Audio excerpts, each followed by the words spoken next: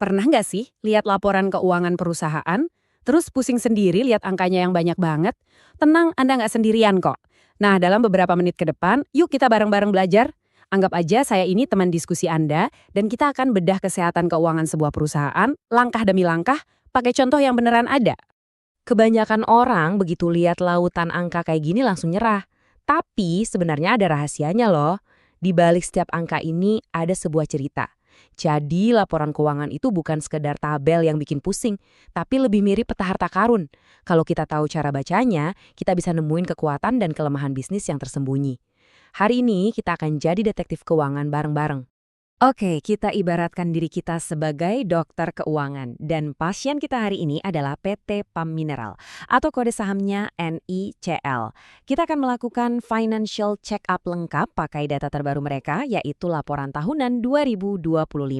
Yuk kita mulai pemeriksaannya. Siap? Nah, langkah pertama dalam setiap check-up kan biasanya periksa tanda-tanda vital.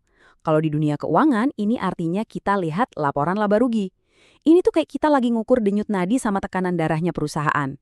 Pertanyaannya simpel aja, bisnis ini sehat nggak? Tumbuh nggak? Menghasilkan untung nggak? Oke, kita langsung lihat data pertama ya, pendapatannya. Di tahun 2024 mereka dapat 1,44 triliun, terus naik jadi 1,47 triliun di 2025. Mungkin kelihatannya naiknya tipis banget ya. Tapi hey, dalam bisnis, pertumbuhan sekecil apapun itu tetap sinyal yang bagus. Artinya produk atau jasa mereka masih laku di pasar. Ini detak jantung yang stabil. Nah, ini dia nih yang bikin ceritanya jadi menarik banget. Coba lihat laba bersihnya. Dari 318 miliar, loncat jadi hampir 345 miliar. Ini keren banget. Artinya apa?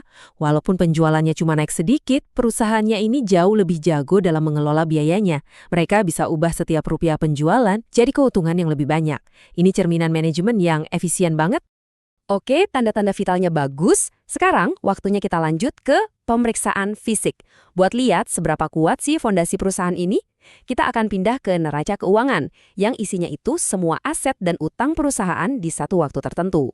Dan, wow, lihat deh seberapa kokohnya perusahaan ini. Perhatiin deh perbandingannya. Total utangnya cuma 96 miliar, sementara modal sendirinya itu sampai 776 miliar. Ini ibaratnya kayak bangun rumah pakai fondasi beton super tebal, bukan dari tumpukan kartu.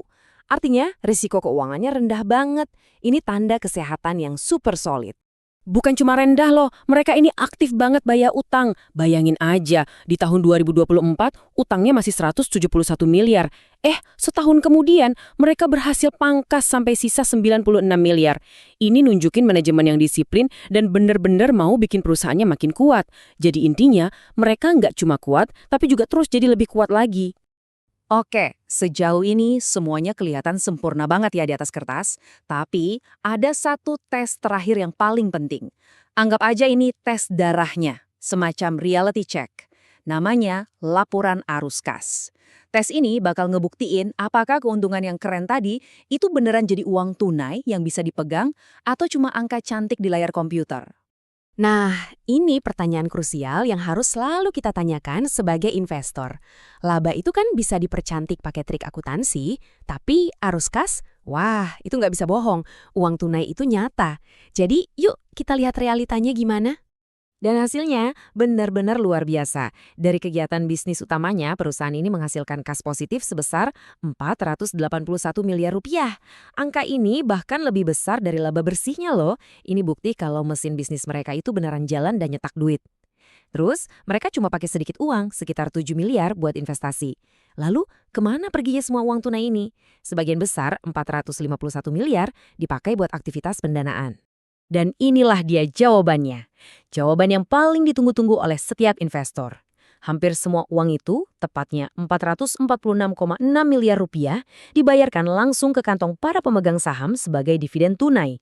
Ini bukti paling nyata, perusahaan ini nggak cuma untung gede, tapi mereka juga royal banget bagi-bagi keuntungan tunai itu ke para pemiliknya, yaitu investor. Oke, semua pemeriksaan sudah kita lalui bareng-bareng. Cek performa, cek kekuatan, dan cek realitas. Sekarang waktunya kita, sebagai dokter keuangan, untuk menyimpulkan diagnosis akhir dari hasil check-up ini. Jadi, diagnosis akhir kita apa? Sederhananya, sangat sehat. Coba kita rangkum ya. Labanya bertumbuh, utangnya turun drastis, modelnya super kuat. Bisnisnya itu ibarat mesin pencetak kas yang andal. Dan yang paling penting, mereka sangat fokus untuk bikin pemegang sahamnya senang. Wah, ini sih semua lampu hijau menyala terang benderang buat perusahaan ini. Jadi, kita sudah bedah bareng-bareng dan lihat sendiri betapa solidnya kesehatan finansial NICL di tahun 2025. Analisis ini ngasih kita fondasi yang kuat. Tapi ingat, sebagai investor yang cerdas, pekerjaan kita itu nggak pernah selesai di sini. Pertanyaan besar selanjutnya yang perlu Anda jawab adalah, apakah kesehatan super ini bisa terus berlanjut? Faktor dari luar apa, misalnya harga nikel dunia atau kebijakan pemerintah, yang bisa mengubah cerita ini di masa depan? Nah, itulah PR buat Anda dan langkah selanjutnya dalam perjalanan investasi Anda.